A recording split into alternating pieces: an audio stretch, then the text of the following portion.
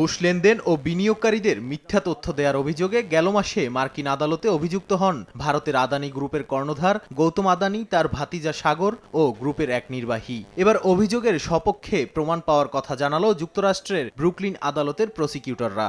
সাগর আদানির mobile ফোনে ঘুষ সংক্রান্ত নোট পেয়ে প্রসিকিউটররা জানান, এসব প্রমাণে স্পষ্ট যে বিনিয়োগকারীদের বিভ্রান্ত করেছেন সাগর আদানি ও গৌতম আদানি। এই মামলাটি কেবল ঘুষ লেনদেন নয়, বরং মার্কিন পুঁজিবাজারের সুরক্ষার বিষয় হিসেবেও গুরুত্বপূর্ণ।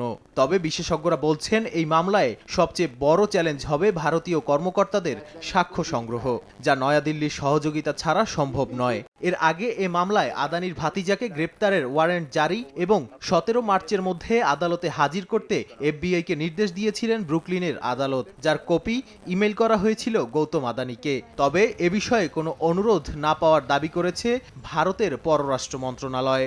মার্কিন আদালতে অভিযুক্ত হওয়ার পর রাজস্থানে প্রধানমন্ত্রী নরেন্দ্র মোদীর উপস্থিতিতে অনুষ্ঠানে অংশ নিয়েছিলেন গৌতম আদানি। তাকে নিয়ে ভারতেও বিতর্ক রয়েছে।